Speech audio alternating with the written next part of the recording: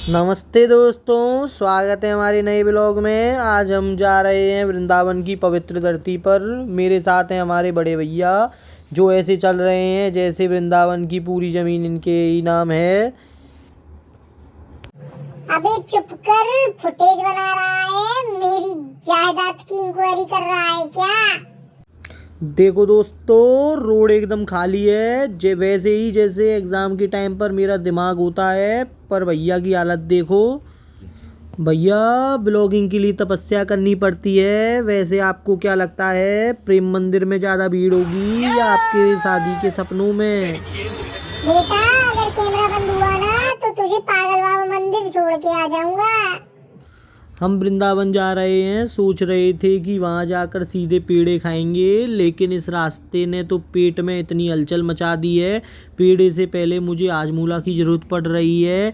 भाई साहब, रोड इतने स्पीड ब्रेकर हैं कि मेरा वज़न 2 किलो कम हो गया है बिना जिम जाए।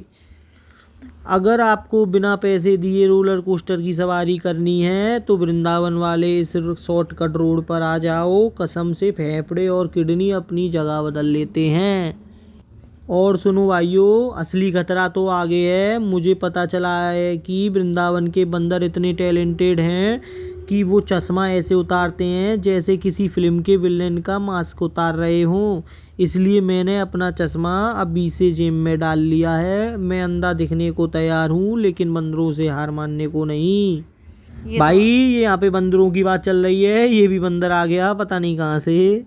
मैंने तो अपने इस दोस्त को भी बोल दिया है कि भाई, बंदरों के सामने स्माइल मत करना, वो समझेंगे कि तुम उन्हें चिढ़ा रहे हो। फिर जो प्रसाद मिलेगा वो हम तुम्हें ब्लॉग में भी दिखाने के लायक नहीं बचेगा।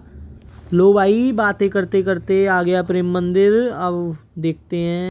दोस्तों, हमने कहा था ना रोड खाली है। वृंदावन ने सुन लिया और हमें रिटर्न गिफ्ट में वर्ल्ड क्लास जाम दे दिया। यहाँ तो पैदल चलने की भी जगह नहीं है। गाड़ियाँ तो ऐसे चिपकी हुई हैं जैसे फेविकॉल का रोड हो। सही बात है भैया। अब एक ही रास्ता है, या तो हम उड़कर जाएं या फिर यहीं रोड पर कीर्तन शुरू कर दें। कीर्तन से लो, ये कीर्तन आ गया। सभी भाई इसके मज़े लेंगे कीर्तन के। ऐसे अगर हम कीर्तन करते हैं तो हमारा ब्लॉग भी हिट और पैसे भी कमाएंगे।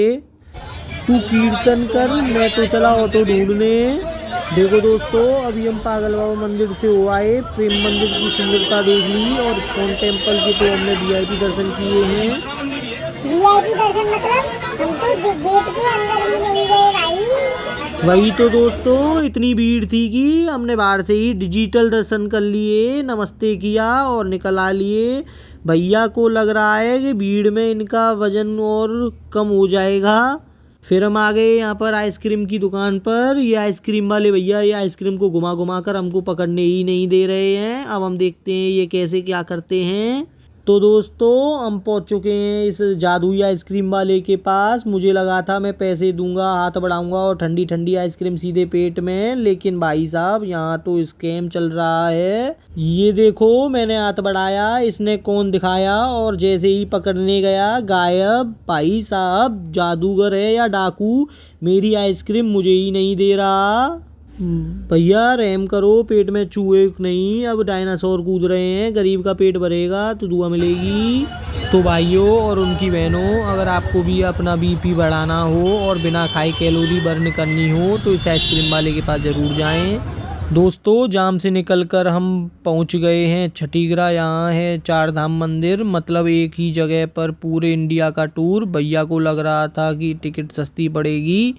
सस्ती क्या, पेट्रोल का खर्चा बच गया। अब मम्मी को बोल देंगे कि सारे धाम घूम लिए, अब बस घर जाके सोने दो। हाँ दोस्तों, यहाँ बद्रीनाथ से लेकर जगन्नाथपुरी तक सब एक ही लाइन में है, जैसे मेरे उधार लेने वाले दोस्तों की लाइन। भाई लोगों, ये मंदिर इतना सुंदर है, यहाँ आकर सच में मेरे दिल को बहुत सुकून मिल रहा है। इतना सुकून तो मुझे तब भी नहीं मिला जब मेरे उधार लिए हुए पैसे दोस्तों ने बिना मांगे मुझे वापस कर दिए। कसम से भाइयों, इस मंदिर में आकर बहुत सुकून मिला। और ये देखो, नया भोले बाबा का मंदिर इतना भव्य है कि भैया को लग रहा है यहाँ से सीधा कैलाश पर्वत की बुकिंग हो जाएगी। दोस्तों 4 धाम और भोले बाबा के दर्शन तो हो गए। अब हम आ गए हैं असली धाम में, यानी छठीगरा का मेला।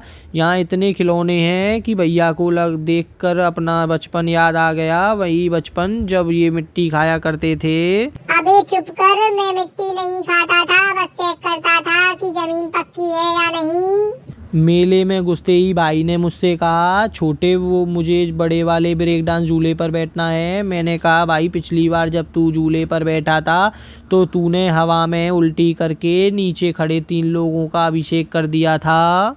तो दोस्तों मेला तो चलता रहेगा, हम भी कुछ लूटपाट और शॉपिंग कर लें। अगले ब्लॉग में मिलते हैं कुछ नया लेकर। तब तक के लिए मेले में मजे लें और बोले राधे राधे।